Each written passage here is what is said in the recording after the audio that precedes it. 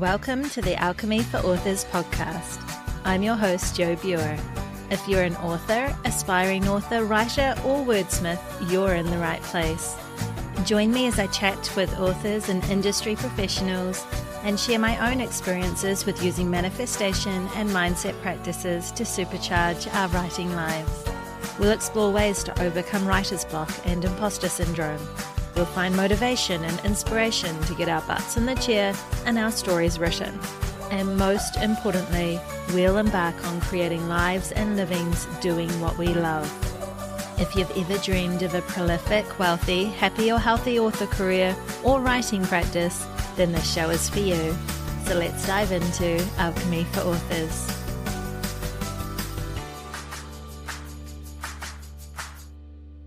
Hello, my lovelies. Thank you for joining me again for another episode of Alchemy for Authors. I hope your writing, publishing, plotting, marketing, whatever you've been working on this week has been going really well for you. I launched my Gothic novella Between out into the world last week. And in all honesty, it wasn't much of a launch, more of a let's just kick it out into the wild and see what happens. But it surprised me, and it was nice to see more sales on Kobo than usual, and a trickle through with sales on my other books as well. So I think it also helped that I had no real expectations for this book. I kind of just wanted to clear the decks for some bigger projects. But all the same, it's been a pretty fun and surprising week. So if you like Gothic suspense, then I'll make sure to leave the links in the show notes so you can check it out for yourself. But what I'm really excited to share with you is this week's episode. Oh my gosh. So I had the wonderful Troy Lambert back on the show to talk all about going all in with this crazy cool writing gig that we all have going on, and the ups and downs, tips and advice for making a living as an author. So I know that many of us, myself included, dream of the day we were making a full-time living as an author. Goodbye, day job. Am I right? Well, Troy certainly doesn't disappoint in today's episode. He shares the good, the bad, the ugly of what we can expect on the way, including how to know if we're cut out for the author life full-time, and, crucially, how to know when it is time. Troy just covers so much in this episode, and this is one of those episodes where you're probably going to want to listen to it a couple of times to really mine it for its gold. I know I have. I've been listening to this episode a good few times since recording it. So just as a recap, Troy was on the show back in episode 47, Plotting with Plotter, where we discussed the power of plotting to boost productivity and the quality of your stories, whether you're a plotter, pantser, or even something in between, as well as being the education lead for Plotter, and that's spelled Plottr, which is the #1 visual book outlining and story Bible software. Troy is also a prolific author with over 30 novels and several works of nonfiction. He's also a book editor and a freelance writer. Troy lives in the mountains of Idaho with his wife and 2 very talented dogs. So if you're ready or even just curious about taking your writing to the next level and embarking on a full-time writing career, then by now you should know the drill. Grab a drink, find a comfy chair, sit back, and enjoy the show. Hello, Troy. Welcome back to the show. Well, hi there. Thanks for having me back. I appreciate it. I am just so excited. So for all the listeners who have been following this podcast closely, Troy was on the show back in episode 47 talking about plotting with the visual outlining and story Bible software Plottr, Plottr.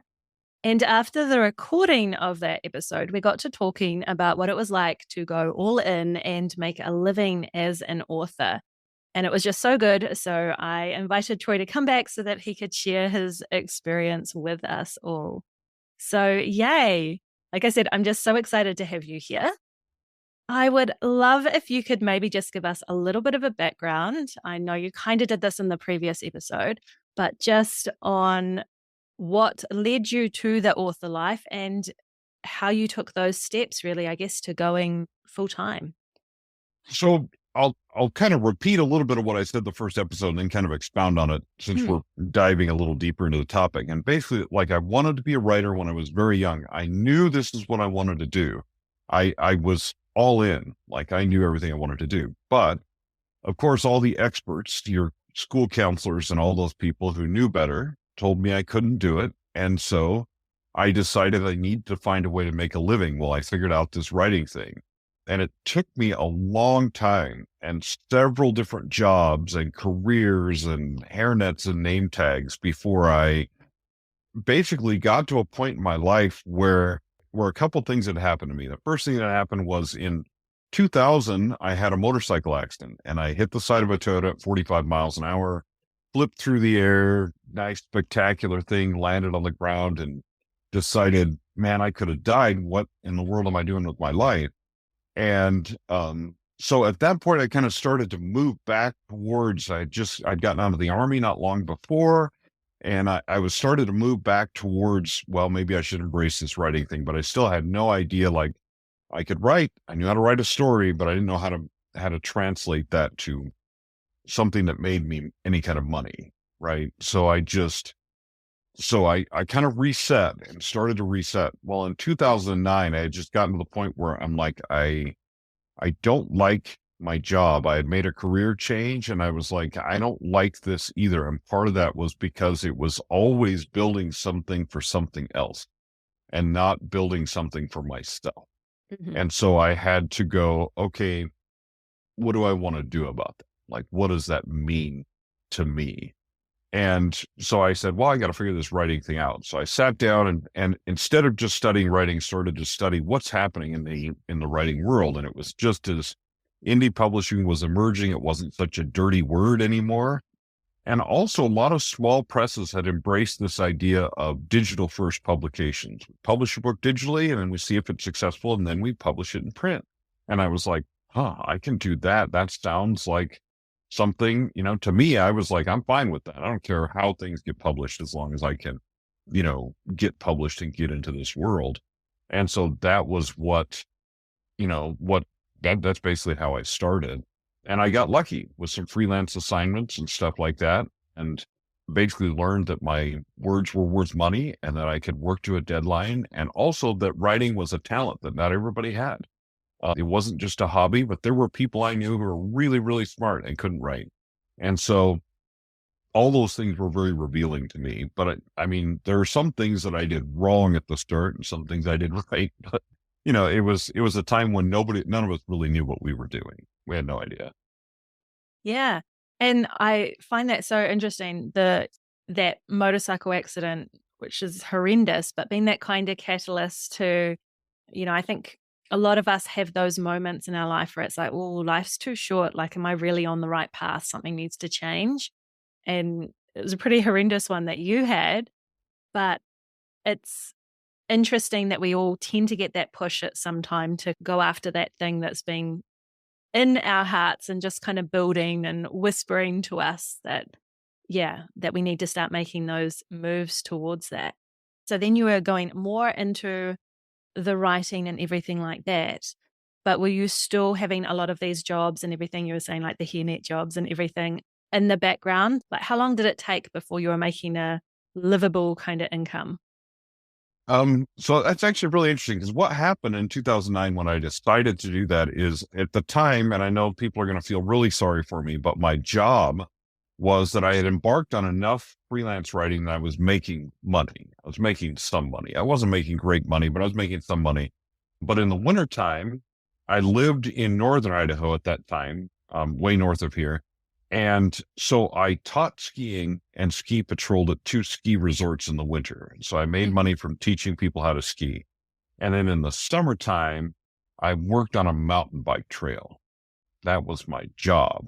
So I rode that trail dozens of times a day, and that was my job. Right? I know it's really rough. It sounds terrible, but I took one for the team and I survived. But partway through one of those summers, a friend of mine called me up and he said, "Hey, I just took over this museum and you should come work for me." And my first answer was, "Why would I do that?" And he said, "Well, it'll be fun. And you like history and stuff like that. It'll be fun." Right. And I'm like, "Okay, it'll be fun." Well, I went to work for that museum. And at the same time, in that area of Idaho, the federal government, the EPA, was conducting these studies to do a mine site cleanup in that area. And for every mine site that was there, they needed a report that said what actually happened there.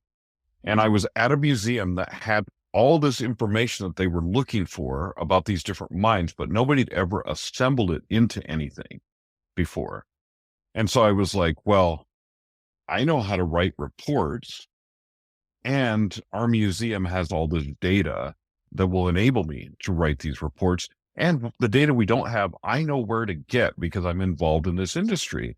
So I thought, well, that's an interesting thing. So we pitched them with a contract and they signed it.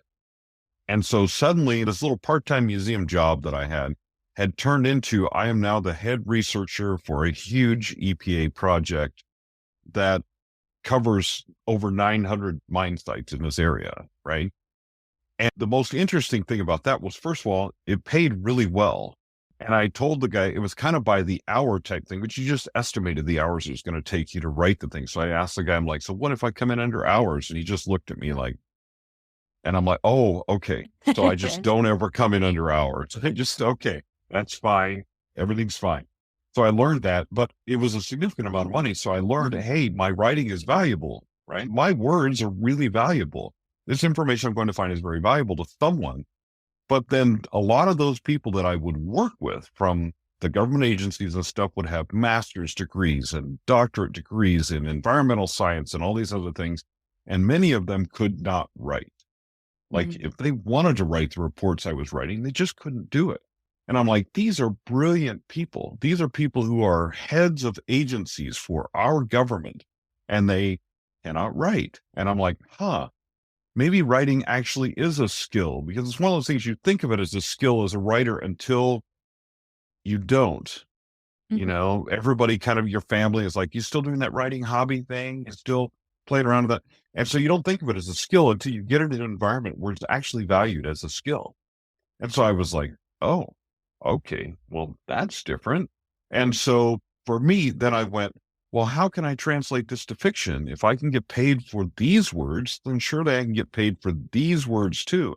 And if this is a skill to write this way, well, then surely this fiction thing is a skill too, right? And I can, because I already know I'm good at that, but I can work to get better. And I thought, wow, okay, this is a revolution to me. So that was really what set me on the path of saying, hey, guess what? I can actually make a living at this. And so I kept that job for a while. And we did, even after we did a bunch of the research, we did a bunch of really interesting projects. But in 2013, my wife at the time, her job in that area was not going well. It's not a large area, so there weren't a lot of options. So she was like, "I want to move to a bigger area where there, more opportunity." We moved to a bigger area down in the Boise area of Idaho, which is more the bigger cities area in Idaho, more populated area in Idaho.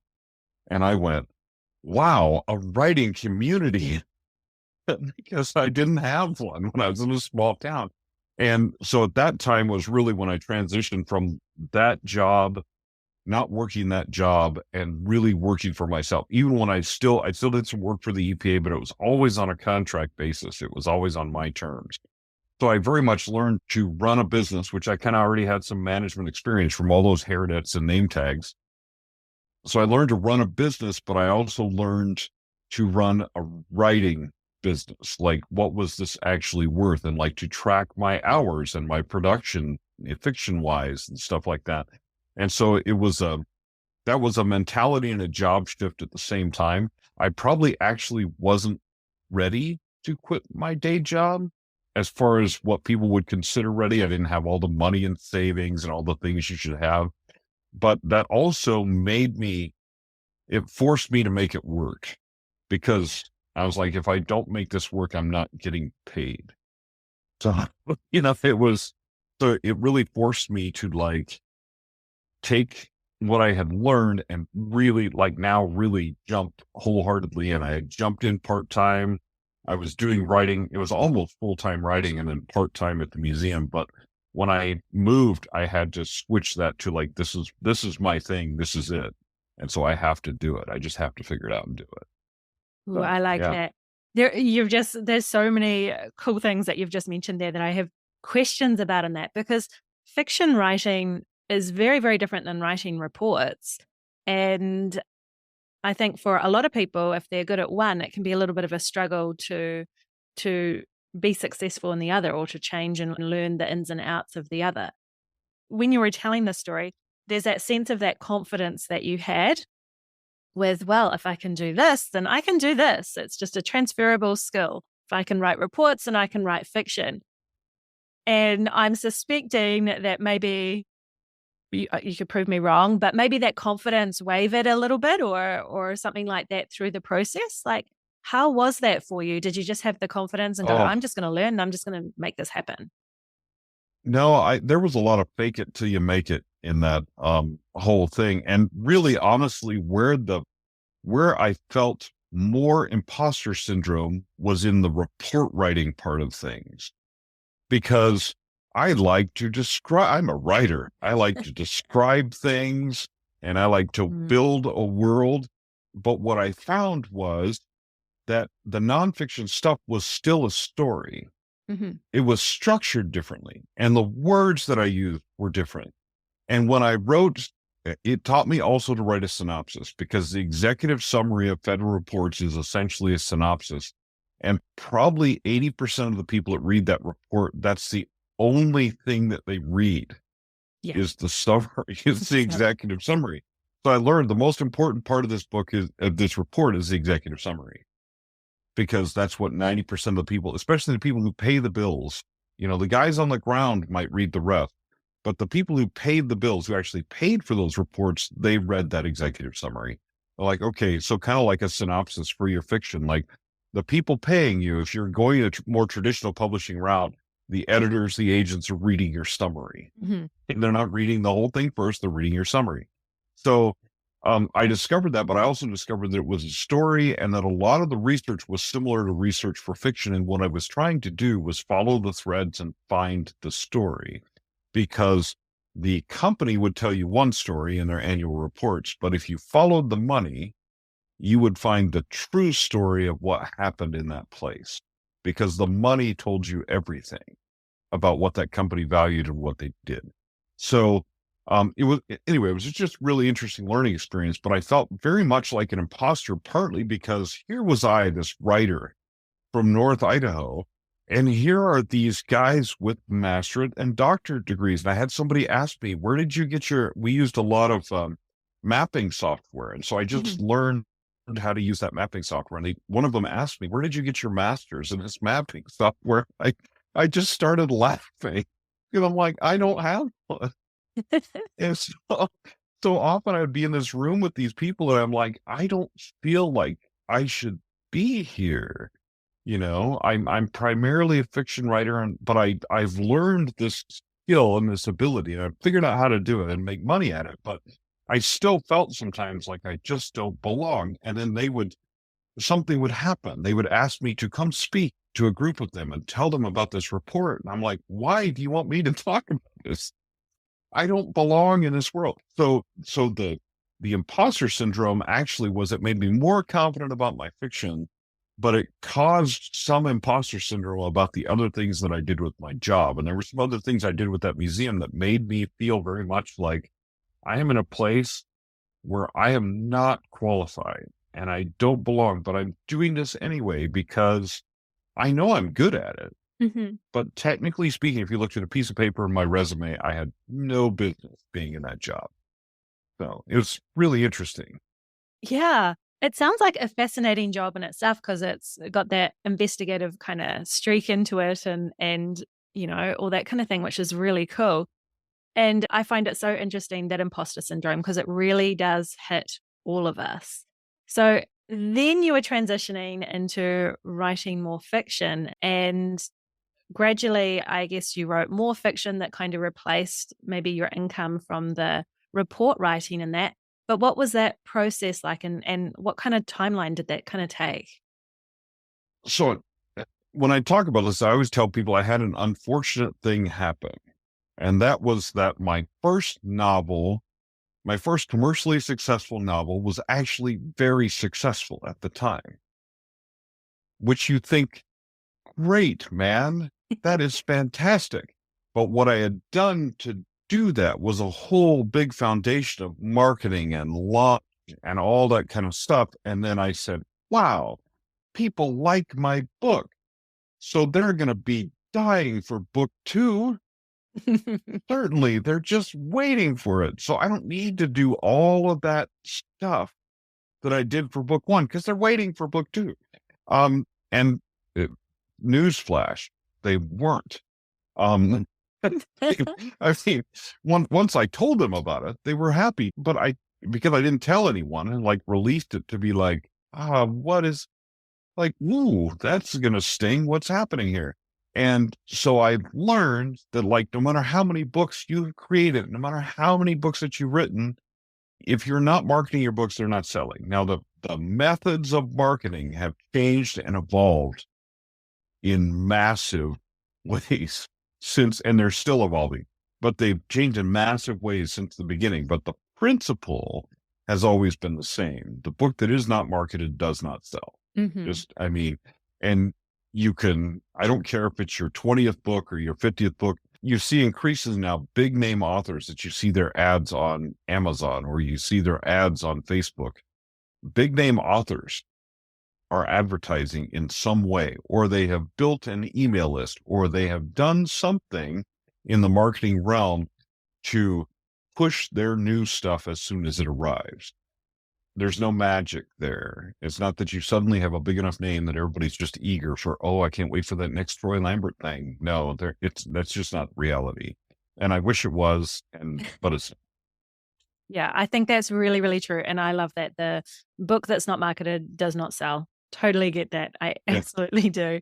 So the writing business of it, you said you started to really take it serious as a business and everything like that. What did that look like for you? So what are some of the tips that you would give any other author who is looking at wanting to transition to writing as a full-time career, as far as putting that business part of the platform into place? What could they start doing now? Well, first of all, so there's a couple things. People always ask me, do I need a company for my book? Yeah, you do. Now, what that looks like in your state, country, region, whatever, will vary. In the United States, it's usually as simple as forming an LLC. The reason for that is taxes. Taxes are a nightmare for an author, for anybody that's self-employed, really, but especially for an author. And so you need to have some way to segregate your book finances from your finances. And you say, well, I'm only making $10 a month from my books. I don't care.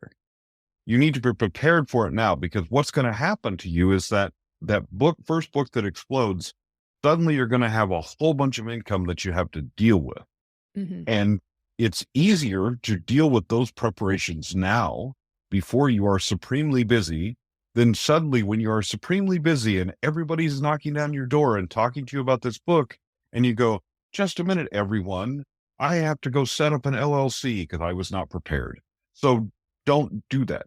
Whatever your region things are, set up a company for a couple different reasons. First of all, it segregates your income and allows you some tax benefits, but it also separates you from your book company. So if someone says you write a murder mystery and they use your formula for a murder mystery to go kill 50 people and their families sue you, right? Then they don't come after your house, at least. Your business is a separate thing from your house. Now, there are ways to prevent people from doing that with your murder mysteries, and we can talk about that. But that's the first thing, is the business thing. The second thing is there's always two aspects of your writing life that you're working on. Always, no matter how many books you have out, no matter how long you've been doing this, you're working on the craft of writing, because you want to make your craft better, because the key to any successful writing business is, writing good stuff first. The second aspect of it, though, is the business aspect of it, and handling your money and understanding, like, I'm spending all this money on marketing. Am I actually making money and getting money back from that? And how do I set that up? And how do I understand that? And how much time do I spend on that? And when is the right time to hire help, like a BA or somebody to handle some of your tasks for you? Which I waited way too late for that. So don't follow my example. But those things of like, make sure you understand the business of writing and publishing and how it's changing so that you are constantly have your pulse on what's new and what's happening, because it is always changing. We just had traditional publishers in the US in the big merger deal sit in front of hearings in front of the federal commission and basically tell us for 3 weeks they had no idea what they were doing.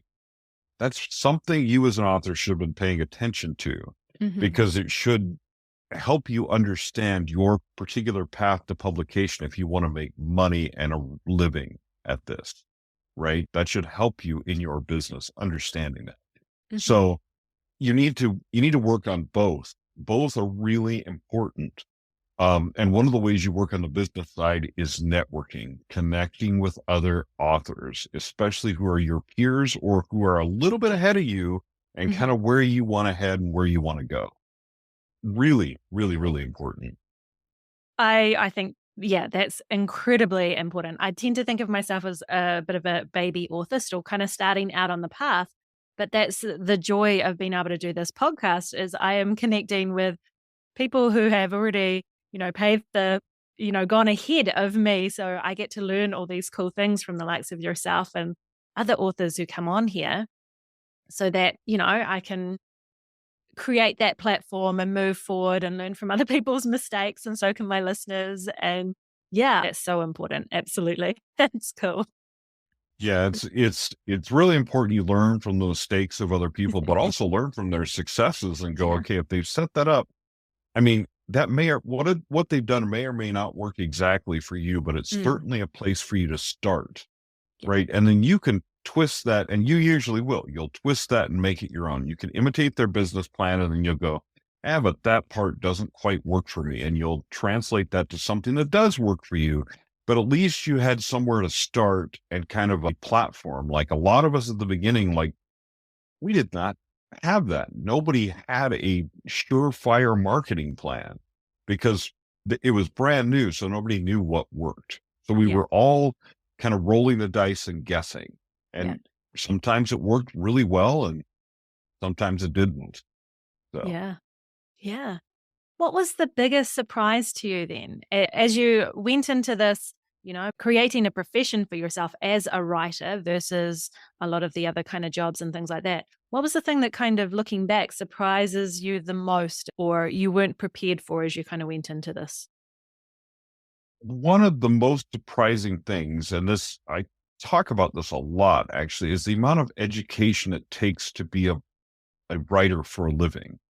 And by education, I do not mean going to college. In fact, most of the time I mean seriously, like, don't go to college. And I mean, that's not because there aren't benefits in those programs, but most MFA programs, at least in the United States, do not teach you anything about the publishing part of writing and how to run a business. And you must know that to make a living as an author. It is a dual-pronged thing. But also the amount of craft learning that I had to do that I thought, I'm pretty good at this. And then I found out I was pretty good at this, but I was not really good at it. And the more I learned there's always more to learn. So it's this constant rotation of like, now I learned this. Oh, wow. That means that now I've moved up a level and I need to learn this too. And it's the same thing on the business side of things. So education means everything from reading books and going to conferences and networking with your peers to literally sitting down with consultants and saying, hey, can you look at my business? What could I do better? And it sounds, for many authors, it sounds totally foreign because they're like, I just want to write books and for people to read and enjoy them. But there's a whole mechanism around that that's a business mechanism, and you need to be educated on that. And so, for every time you think you know when people tell me that they've got it figured out, I'm like, okay, no, you don't. Because if you think you've got it figured out, you're clearly missing something. Like there's always something new to do. So for me, that education piece was really, really important because it was like, I did not understand how much I needed to know and how much I needed to learn. And then also on the flip side, how much time all that admin and marketing and learning took. Like people like, you're a full-time writer. You can write all the time. And I'm like, yeah, I wish. No, I don't get to do that. And, I have to schedule my writing time just like you do, just like anybody else does. So it's really important just to understand that like this is a whole there's so much more to it when you go into doing this as a living rather than I just write some things and it's really fun. There's a big difference between those two. There's a large transition. And I did not understand that. I did not understand that at all. Yeah, I find that so interesting because I think I'm really fortunate in that I love all the business side, probably almost as equally as much as I love the writing, right? Like, I mean, writing first and foremost, but I love the learning, and you do have to be constantly learning because everything's changing all the time. But yeah, the business side is huge. It's a huge part of it. And so I know there's lots of people with the aspirational idea out there of wanting to be a writer, so to be an author, and that to be their profession, and that to be their full-time job and their full income and everything like that. And dare I say, it's probably not, it's not going to be the career for everybody, right? Like some people, it's maybe, yeah, if they're not into the business aspect of it, they've got this idea of just sitting on the beach writing books all day. That's not at all what this business is about. So from your experience, who do you think this as a career is for? Like, what do you need as a person? What are those traits in that you really need to have to be able to make this work? It's exactly what you said is you need to love the hustle. The hustle needs to be part of your love for it. If you don't love that hustle, if you don't have a very entrepreneurial spirit, it's going to be difficult for you. First, I'll address the thing of writing on the beach. I tried writing on the beach once and I got a really interesting sunburn. And so it just, Yeah. my wife was like, what did you do? And I'm like, I tried writing on the beach. And she's like, don't do that anymore. Yeah.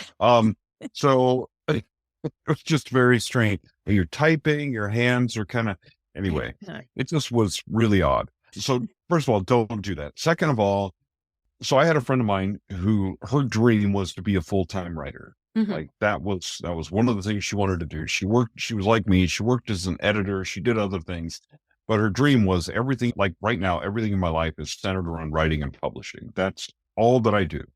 Writing, publishing, editing. It's all centered in that world. No, there's really nowhere else that I work all that much, except some in education. And that's a whole different topic. And that's just a passion, right?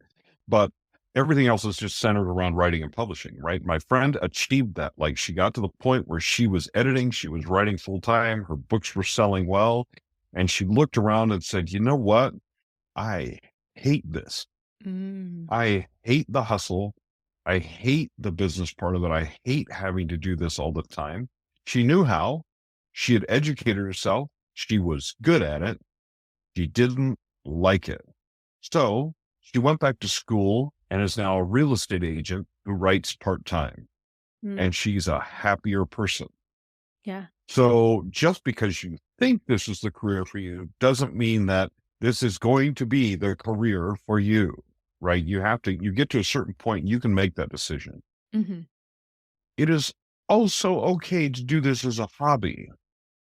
Yeah. So people will say, well, my spouse is always getting after me. Have I done anything with my writing thing? And I'm like, does your spouse golf?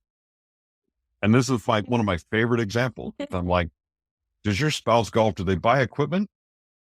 Do they pay for lessons? Do they go places and pay money to play? I go, so next time I ask you if you've done anything with this writing thing, if you're making any money from it yet, go, you making any money from the golf thing? You up on the PGA or the Pro-Am tour? What's happening with that? Are you moving ahead? still wasting your Saturday mornings on that, because your writing is not a waste of time. And it is okay for it to be a hobby. You don't have to make it into something you make a living. My wife makes great pizza. We are not opening a pizza restaurant. It's not going to, because that's two different things. And my wife, I'm the entrepreneur. My risk window is like this wide. I'm like, bet it all on red. My wife is like, we bought a house. Let's not bet it all on red, right? Her risk window is smaller, which is good because she reels me in, right? But my wife would not be the person who says, yes, let's go start a pizza restaurant, because the risk for that is huge. The risk for leaving your job and starting a writing career and keeping a writing career is tremendous. You need to be an entrepreneur. You need to be on the edge. You need to be willing to ride those ups and downs. There are going to be moments, no matter how long you've been doing this, when you're like, I should just maybe go get a real job because this is crazy. And you're like, yep, it is. And yet we keep doing it day in and day out, right? But you need to understand what it is that you're getting into. So for the person who wants to be a writer and do it for a living, you have to do one of two things. You have to be an entrepreneurial spirit, and you do a lot of things yourself. Initially, until you get to a point where you can hire help, you will work some long hours and some long days. And if you're working a day job at the same time, that will be even longer. My first novel was written from 4:30 to 7:30 a.m. in a little office that used to be a closet under our stairs, right? Like that was where I wrote, because I knew my kids wouldn't bother me at that time of day. I knew that was one place that I could be undisturbed, and nobody else wanted to go there because I didn't really want to go there that bad. And you know what I mean? So, but you have to be willing to make those type of sacrifices to make this work for you. So you have to be super passionate about it and driven entrepreneur wise. If you're not, keeping this as a hobby or doing it on the side as an amateur and making a little grocery money by loading some stuff up on Amazon, there's nothing wrong with that. There's absolutely nothing wrong with it. But if you decide to take that next step, just understand what you're getting into, because there are way easier ways to make a living. There's just way easier ways to make a living. So, yeah. I totally agree with everything that you say, because my own experience, I work insane hours, and it's around a day job that has insane hours as well. And it is like my first novel was the same. Sometimes I'd be getting up at 4:30 in the morning, or it would be late at night. It's my weekends, it's my holidays, but I'm so passionate about it. And so that is the thing, like not everyone is going to have that passion and that drive to carry them through. And I think it's a really important point that you made, that there is nothing wrong with doing this as a part-time venture or as a hobby or just as something that you love on the side. There is we don't all need to make this our profession at all. So I think that's really important. For sure. I mean, I'll just give people an example. So I, because of where I came from, I like to give back to the writing community, right? So this year, along with everything else that I'm doing, I'm the president of Idaho Writers Guild, which is an extremely, extremely time-intensive volunteer position. Like I don't get paid anything for it. And I'm spending a tremendous amount of time. And like we have a conference coming up in May. And I just had someone come up today and say, hey, here's some things we need to do for the conference in May. And they really need to be done right away. People can sign up for them and stuff like that. And I'm like, there goes my weekend. Like this type of profession overtakes your life. Now, as long as you're okay with that, that is fine. That is wonderful. But understand that also your spouse, your friends, stuff like that also need to understand that this is a profession, that this is not something that you're like, yeah, you know, I'm a mail carrier and you get off at 5 o'clock and it's over, right? No, this takes over your life, and it will affect everyone around you as it does. For sure. Yeah. I think that's a choice that you need to be really clear on, because like you said, it comes with some really big sacrifices. Like my friends are really aware that sometimes I'm going to be turning them down, for catch-ups or for things. And it's not because I'm a horrible person, but it's because the writing life is incredibly important to me, and hitting deadlines and doing the things that I do. And so that can mean that sometimes you lose friends or people move out of your life because, yeah, it's just not compatible with what their values and that are too. And so that can be really tough, but it is always a choice that we make, what we're willing Mhm. to sacrifice for this. And I think that's why it's always important to have a really clear reason why you're doing this when you go into writing and what it is Oh, that you're wanting to get out of it. yeah, your why and what you and understanding what you actually want out of it is what gets you through the hard days, because there Mhm. will be hard days. And I can tell you this, like writing is so much my passion. Like there has been more than once when writing has saved my life. Mhm. There was a brief period in my life when I was not writing new things and it was not good, right? It Yeah. was just a really bad time in my life. And when I came out of that, my writing just exploded after Mhm. that. It was just, but there will be dark times in your life, but if writing is your thing, whether you do it as a living or as a hobby, writing can be one of the greatest therapies and the greatest things that you do with your life. Quite honestly, it's absolutely amazing. But I'm never going to tell you that it's easy. It's amazing, not easy. Yeah, I totally agree. Not easy, but I think we all we know deep within us somehow, we know if something is for us. We know how much time and effort and energy and blood and sweat and tears we're supposed to put into something. Like if it's really is part of our kind of work that we're here on earth to do or not. So I think just really listening to our intuition with that can kind of lead us down the path of whether at the end of the day this is all worth it or not, right? Yeah, Yeah. for sure. Yeah. And so you were talking, and I find this quite interesting. You were talking a bit about your wife and that, and not being as open to a lot of risk in that. And my husband's the same. He's the one that grounds me because I'm like, "Oh, I'll just go all in if I could and quit the day job and just do this." And he's like, "Yeah, we've got a mortgage, we've got bills, we're going through a recession. Like, not a smart idea." Completely good. Like, yeah, he keeps me, you know, where I need to be. But how, like, has your wife always been really supportive of you doing this? Because it's not a traditional job. Like, you had those aspects of report writing and being contracted out in that, and then, doing ski job and doing various other things to kind of, I guess, help financially in that. But has your wife always been supportive of you and your writing dreams and career? So my wife now, because I've been divorced before, and a part of that, um, interestingly enough, was well, anyway, it's kind of a long story, but Mm. when I moved down from northern Idaho to here, the wife that I was married to now, I'm no longer married to. And one of the things that happened was she expected in an area like this that her career would take off and she would be in a much better position. And that did not happen, but it did for me. Yeah. Like my career went because suddenly I was surrounded by a network of people who were like me. It Mhm. was something I had never had before. And so my ability to learn, because I had somebody to learn from, I wasn't trying to look for answers online. I wasn't, Mhm. I had somebody to learn from. I had a community that I could be a part of and that I could get feedback from and, things like that. So it was extremely useful for me.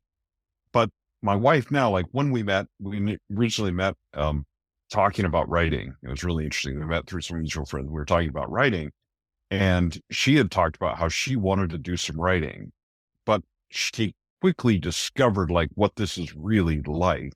Mhm. And so she's like, yes, I'll write when I retire. Yeah. And she's very job security, retirement, that type of Yeah. thing oriented. So she's not going to become a writer, but even though she can and she Mhm. writes well and she writes poetry and things like that, but it's the the business aspect of it is not for her, right? But she quickly figured that out. But it was actually kind of funny because when people sit down with me first and they say, I want to write for a living like you, the very first thing I tell them almost every time is I say, do something else. And they're like, "What? Like you do this for a living? What do you mean do something else?" And I'm like, "Do you have a hobby you like? Mhm. Family you're kind of fond of? Can you buy a PS5? Can you find one?" Um, something, because this is really like, you have to be all in. This is really hard. But now, if we get to that point in our discussion, you say, yes, I'm all in. This is what I want to do. Okay, let's talk about what that means. And like, what do you mean by make a living? Like, how big a house do you want? Because you're probably not going to get the big house in the suburbs with the Mercedes and 2.5 dogs by writing a few books and throwing them up on Amazon. There's going to be some significant work for you to get from where you are now to there as a writer. So, but she is very supportive. Like, when I was working a part-time job for Apple, because I worked there for the benefits. It was pretty awesome. Like, they gave me insurance. So almost my whole check went to insurance, but I'm like, then I don't have to pay for health insurance, and I get discounts on my Mac. I'm like, that's great, right? That's awesome. But it got to a point where I was like, I was working there, but I was so busy with my writing stuff that like, that was leaving me zero time. Like, and she's like, you need to quit that job. She didn't say you need to quit writing. She was like, you need to quit that job because it's interfering with, you can make way more money if you're focused over here on your writing career and what you're doing. And she was absolutely right. But I was hanging on to it because I'm like, oh, look at the insurance and these little perks. And she was like, no, it's not worth it. So there are times when she's supportive of what I do, but she also will say things like, that conference you went to 2 years in a row and came home both years complaining about it? Yeah. Maybe don't go to that anymore. I mean, and I'm like, but see, there's the people there. And she's like, no, just stop. So it's very good to have someone who's supportive of your career, but also who will point out things that if you were on your own, you just wander around like a pinball bouncing off of stuff. And your spouse sometimes can serve as the bumper to say, hey, let's focus on what you're doing that actually makes you money, that actually makes you happy. And these things that aggravate you, why don't those things just no longer happen anymore? And so that can be really, really valuable. So, but it is, if your spouse is not bought in at all to you writing for a living, it is probably going to be challenging to your relationship for you to continue to do that. You need to have an honest conversation with your family and those people who are close to you. And sometimes if they're friends and they're not super close friends, they're just those acquaintance friends, sometimes they will just no longer hang around you. And that's okay because of the passion that you're following. But you need to just have realistic discussions with them and say, hey, dude, if you text me and I text you back 4 days later, I might have been on deadline for a book. And it's not that I don't love you, not that I'm ignoring you. It's that I put my phone in a lockbox and kept it away from me so I could finish this book, because that's what's really important to me at this time. Just like if you were under a hard deadline at work, same thing. So there's the support system around you sometimes too, and also sometimes too, your spouse is the wrong one to complain about certain things. Go talk to your writer friends. First of all, your spouse is going to glaze over like, I don't even know what you're talking about, dude. And also they're going to be like, well, suck it up and just make it work. And you're like, you may know that that's the answer, but that's not what you need to hear right now. So your spouse can be supportive, but just remember, they are not your writing peers. They play a different role in your life. So don't try to drag them into that area where they really don't want to be and they don't belong. It's not going to work. Not going to work for them.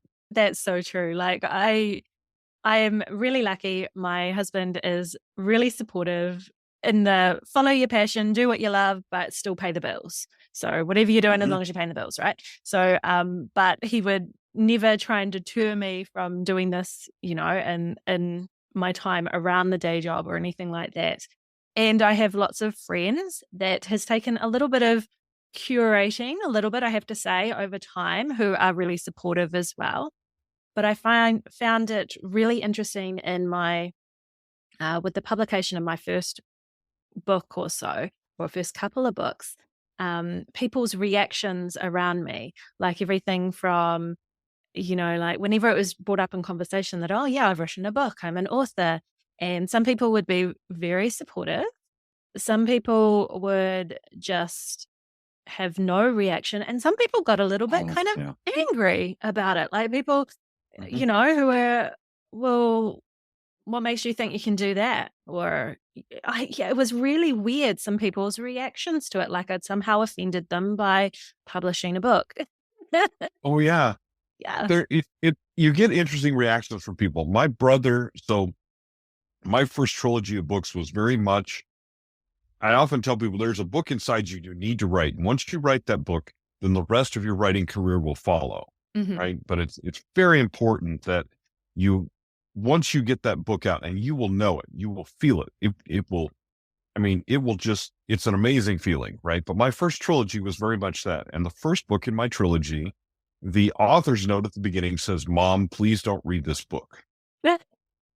My brother called me the day after it was published and told me I needed to take that down and unpublish that book. Oof. Wow. Yeah. Which was pretty harsh. Yeah. It was pretty harsh. And I told him no. Yeah. And chose to say, hey, no, this is a part of a process and a part of a system. And yes, that's going to stand. And the forward to the last book in that trilogy says, "Mom, please read this book." There was a journey there, but he wasn't seeing the journey. He was just seeing one thing, right? But I had another friend of mine from high school that downloaded my book. I hadn't talked to him in years, and all of a sudden he sent me a Facebook message like, "Can I call you?" And I'm like, "What?" Because he's like, "I read your book last night. Can I call you?" And I was like, "What?" I'm like, "Oh no, this is not going to be good, right? This can't possibly be good." And it turned out to be actually a really great conversation where he was saying, "Hey man, I read this book. Like, where are you at? What's happening with your life right now?" And it was really interesting. Right. But you get different reactions from people. That's okay. Also, just understand that if you write for a living and you go to a party, you're going to get weird reactions. Like sometimes I go to my wife, work parties or whatever. And when they ask what I do for a living, I have this temptation to say something else, anything else. I'm a plumber. Whatever. Because as soon as you say I'm a writer, they go, "So have you written anything I would have read?" I'm like, "I don't know. What do you read?" Like, if you read Nicholas Sparks, probably not. Yeah. Not in that same ballpark. You read mysteries and thrillers? Maybe. Yep. How widely read are you? So that's a really awkward thing. Or they'll say, "Yeah, I've always wanted to write a book." And they'll tell you all about it. Or they'll say, "I have this great idea for a book and I'll give it to you.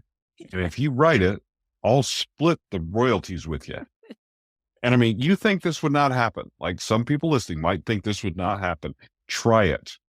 Go to a party when they ask what you do for a living, ignore what else you might do for a living right now and just say, "I'm a writer," and see what happens.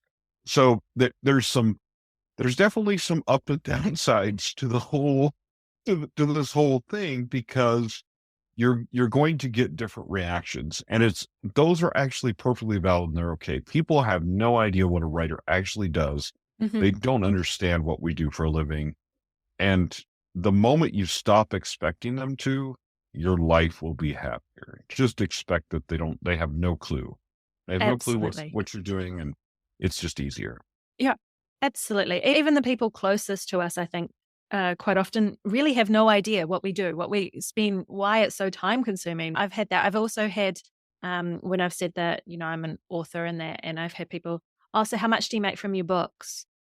Which is kind of an interesting question to me, because you wouldn't really ask that of any other profession. How much do you make?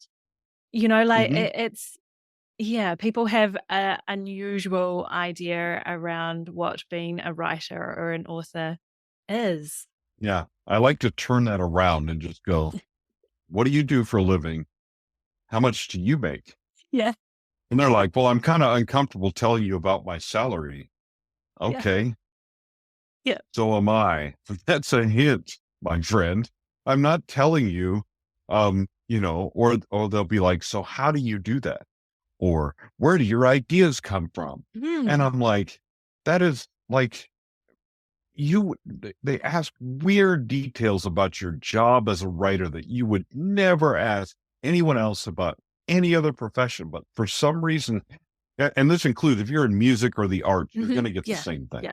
It's the same thing. You're going to get people that are like, what about the, you're like, what in the world do you mean? Like, anyway, so, it's really strange. It's okay, but it is a part of writing for a living. If you come out and just, it's like come out and say, hey, I'm a writer. And people like, ooh, that's strange, Yeah. but sometimes like you have to tell your neighbors because otherwise they're like, what is this guy doing at home all the time? And he's in his pajamas when he's in the yard. And what's going on? you know, what? He never gets dressed. He never leaves the house. What does this guy do? But anyway, so yeah. Yeah, that's very, very true. And what you were saying about your high school friend reaching out to you too, I think this is really for anybody who's just starting on this path. That was really eye-opening to me was the people I was expecting to be really, really supportive, particularly when I'm talking family and extended family. The people I was expecting to be really supportive and go buy all my books and read all my books just because they wanted to support me didn't. There were some that did, Oh no. but they, but others, like my brother, I thought, oh yeah, like he's not a huge reader, but I'm sure he'll, nope, nope, never talks about the book side of things. And then there are other family members whom I didn't even think liked me, who are now my biggest cheerleaders because I have written some books that they really enjoyed. And it's just, it's blowing me away. Yeah. It's crazy. I tell people that too. I'm like, if you have certain members of your family that you don't want to talk to you throughout the year, you just see them on holidays, you don't want them to talk to you throughout the year, give them a copy of your book for Christmas. You won't hear from them for months because they're terrified. They'll ask, what did you think? Yeah. And they haven't read it yet. Haven't read it yet, and they probably won't. And so it's like, you just have to, this is a part of the other thing you have to accept. But like, I have an aunt who's like, I would not expect her to be supportive of my writing at all. But one of my dad's sisters, but man alive, she's like one of my biggest cheerleaders. She'll tell me, so-and-so's going to call you. I told her you were a writer and wrote these books, and she looked up all your stuff on Amazon, and like she does that all the time. And I'm like, I have no clue why, because she's not someone that's like super close to me, but I love her for it. It's wonderful that she does that, but like it's the many things about the writing life and your career are going to be different than you expect. And so also the sooner that you embrace that part of it as well, the easier it is to just kind of let that go. So there are some friends, some people that are not going to read your stuff. There's one friend of mine that I have that every time I come out with a book, I go and hand deliver it signed to her house because she wants it like right now. Yeah. So you're going to have both. You're going to have a mix of both. Embrace it, deal with it. It's fine. It's part of the deal. Yeah. And you've definitely got to develop a little bit of that thick skin as well, because we can't be taking these things personally. And I learnt that super fast, which was really good, that, like not all my loved ones and the people I care about and my friends and that are even readers. Like some of them don't even read. And as crazy as I find that personally, because who doesn't love to read books, but there's a lot of people out there. And so you do have to make sure that you don't take it personally. They're not your audience anyway. So yeah, it's a good thing to learn. Yeah. For sure. Same thing with editing and stuff like that. Just develop a thick skin. Yeah. Your writing is not for everyone. And now they do a lot of teaching too. I tell people, I know it's astonishing to you, but not everyone likes my teaching style. So some people go take courses from other people. Yep. Shock. I know you're shocked, but it's true, right? So you can't expect everyone to love your voice and the way you do things and the way you teach and the way you write. Because if you think about it, like even your dog doesn't like some people, I mean, it's just, and they kind of do it, they segregate that naturally. It's going to happen. This is the way things are. So just, again, it's one thing to just embrace it and say, okay, this is the reality of this life as a writer. And I'm just going to accept this as part of where I am now and what my life is about. The sooner you accept all of the things that come with the writing life, the easier it becomes to just allow that to integrate into your life. And so if people are not, to a certain extent, if they're not supportive and they're not, either they can still be those distant friends of yours, or in some cases, you just need to not talk to them anymore. And it's okay. It's fine because this becomes so all consuming.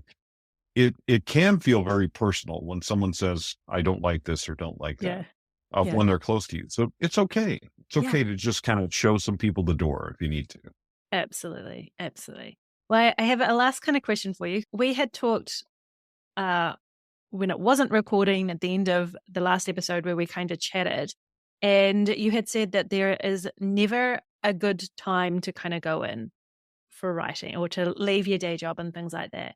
And so if we're talking about those people who are incredibly passionate about writing, really feel in their hearts that they want to be doing this as a full-time profession, they have that entrepreneurial spirit, they're trying to do, they're doing all the things, they're getting their business side set up, and that they really kind of fit that bill of somebody who could make this a success, even if maybe the money's not flowing in yet.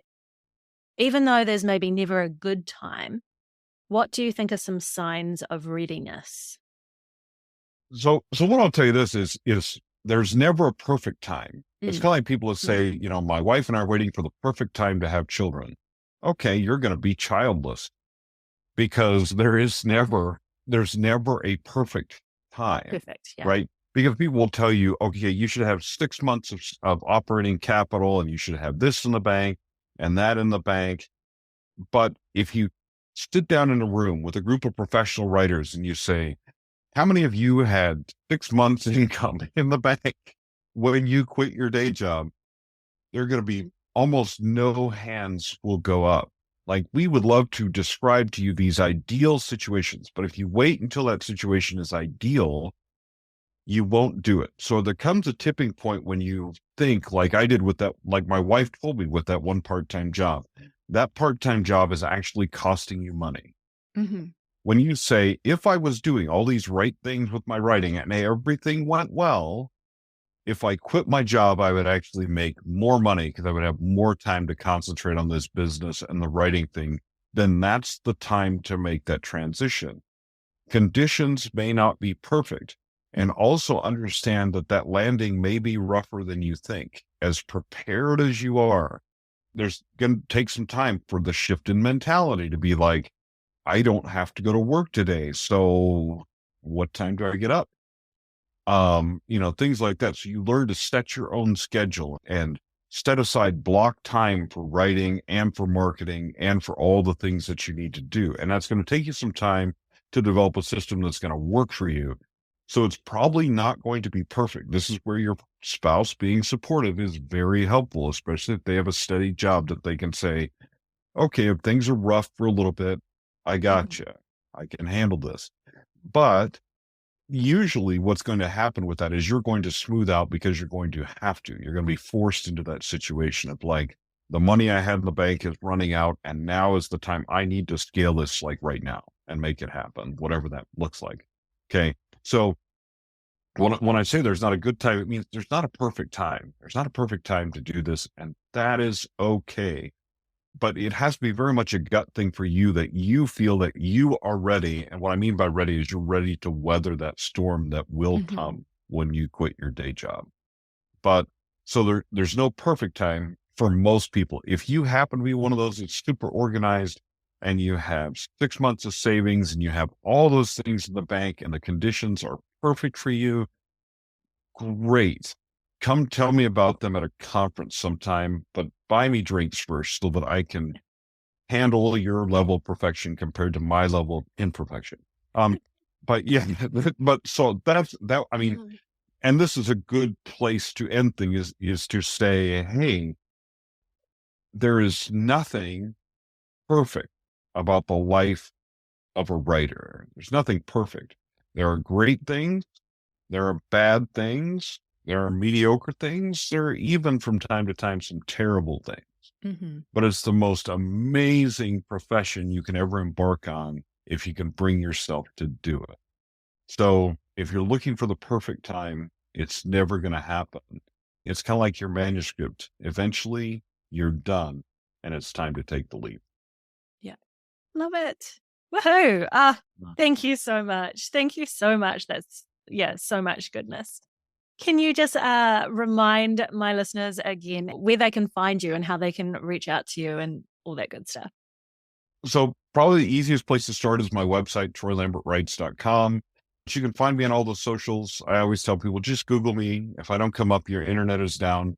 And once you get that service restored, if you Google Troy Lambert, you'll find me. I'm all over the place. But just an easy place to start is my website. You'll find out about my books. There's a section there for author things. If you want to talk to me about editing, email lists, plotting, things like that, there's a place for you to be able to do that. Great. Well, thank you so much. I so appreciate you coming back on the show, Troy. It's been fantastic. So good. Well, thank you so much for having me. And yes, we will have to do it again sometime. This is so much fun. It really is. Wow. Just wow. I don't know about you, but I found this episode so affirming in so many ways. And whatever your writing or author aspirations, whether it's to be full-time, part-time, or a hobbyist, I hope that you did too. So here are some takeaways from today's show. 1. Words are valuable. Words are worth money, and writing is a talent not everyone has. 2. No matter how many books you've written, if you're not marketing your books, they're not going to sell. 3. Ensure you're working on both the craft and business side of writing and keep up to date with changes in the industry. 4. Network and connect with other authors. Learn from their mistakes and their successes. 5. Expect to always be learning. 6. Put creating a company for your book at the top of your to-do list. You'll need this for taxes and to segregate your income. 7. A love for the hustle and entrepreneurial spirit, clarity on your why, passion and a willingness to ride the ups and downs are key to making a living as an author. 8. Give yourself permission to write as a hobby. Not everyone needs to go all in. Your path is just as valid. 9. Develop a thick skin.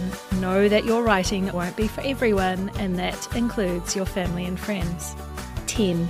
If you know, you know. There's no perfect time. I would love to hear what takeaways and aha moments you had from today's show. So you can drop me a line at joe@joebuer.com or slip into my DMs on Instagram, which is where I generally hang out. If you're wanting to hear more from Troy, and if you maybe missed my previous chat with him, make sure you go back and listen to episode 47, Plotting with Plotter. I'll also be adding links to connect with Troy in the show notes as well. And if you're a Gothic suspense fan, my novella Between is now available as an ebook or paperback, and you can find my books wide, request from your local library, or check out my website at joebuer.com. As always, I am so appreciative of you tuning in. If you'd like to support the show further, be sure to subscribe, rate or review, or tell a friend. You can also buy me a coffee at www.buymeacoffee.com/joebuer. This all helps me to keep recording and bring you more wonderful conversations with industry experts like Troy. Otherwise, I am wishing you a wonderful week ahead, my friends. Happy writing.